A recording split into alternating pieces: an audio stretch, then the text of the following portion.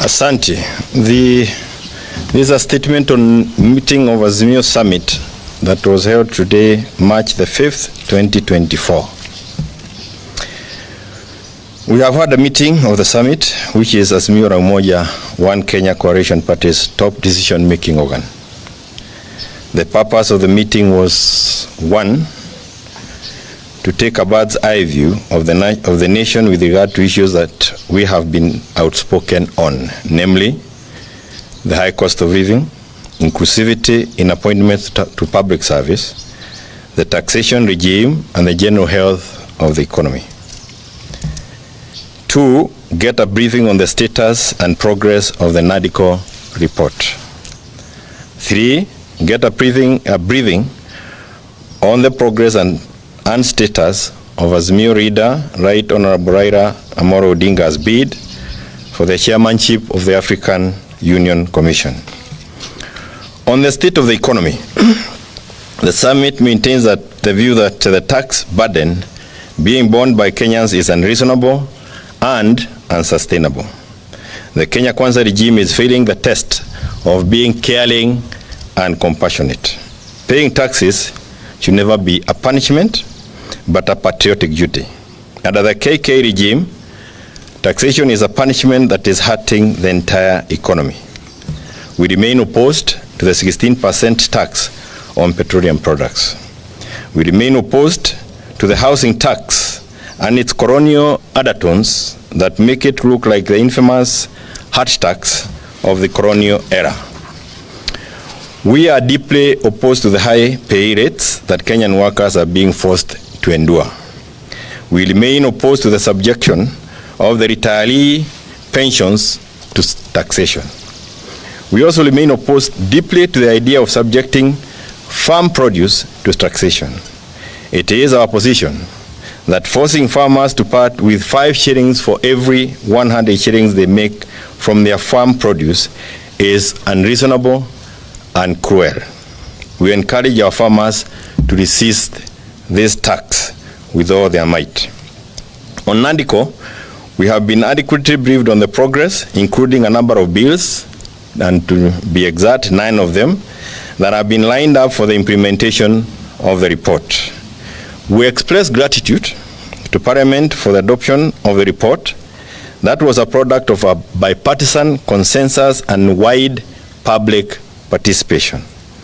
We retain the view that the report must be implemented as is. It is also our position that the processing of the NADCO report and the bills should be fast-tracked. Regrettably, we have also been informed of forces within KK, in and outside of Parliament, who are determined to undermine the report and the bills. We notify those forces that should any efforts to undermine or tamper with the report succeed, there will be very heavy price to pay. In this regard, we call on Honorable William RUTO to rein on the speakers of the 2 houses of Parliament and a number of members of the National Executive who are hell-bent on derailing the NADCO report and the bills. Those leaders have clearly demonstrated a determination to delay, and even kill the NADCO report, which is a negotiated document that pulled the country out of your hostilities to the peace that obtains today. Nobody should take the present situation as a given or for granted. We also express support to the principle of the 2/3 gender rule and its inclusion as part of the NADCO report.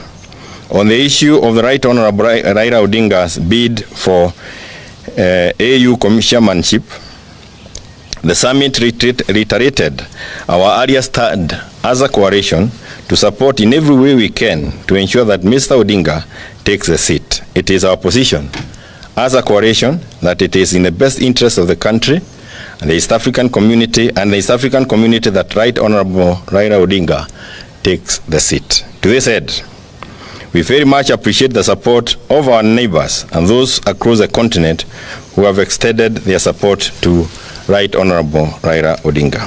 We are also encouraged by the personal efforts made by our party leader to win the seat without relying entirely on the endorsement by the state, and we are committed to reach out to friends and fellow readers out there in support of our readers' bid.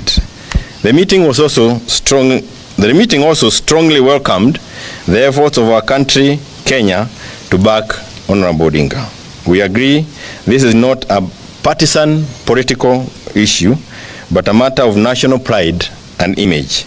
We are united on this. As a coalition, we are committed to stay united and stay the course of holding the KK regime to account and to fight for the rights and dignity of the people of Kenya. In that regard, as we support Honorable Raila Odinga for the AU position, we will also support the right of Kenyans to an affordable living, lower taxes, and a functional economy that guarantees decent livelihoods. End of statement, and I thank you. Okay. Thank you. Yes, perhaps mention that our sister, Honorable Mother Karua, traveled to Dar es Salaam last night. Should have otherwise been here with us. We have our apology. Thank you. Well done. Kuna swali?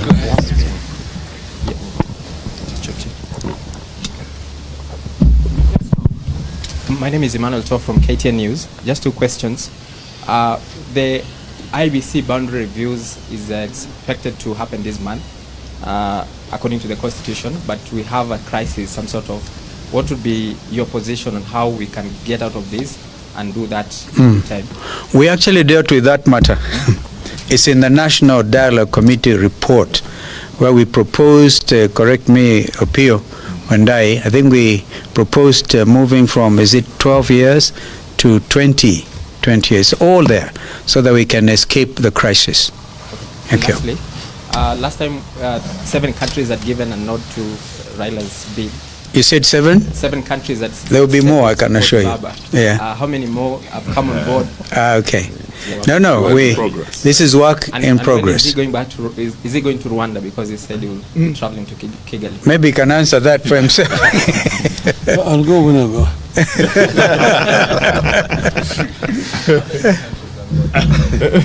I'll be going to not just Rwanda. I'll be going to many other African countries.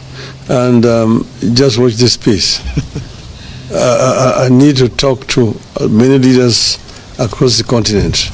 As you know, that a candidate to be successful must get two-thirds physically, first round or second round. If you don't get two-thirds, then you're not elected.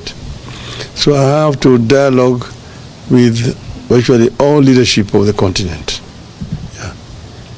Thank you very much. Well done.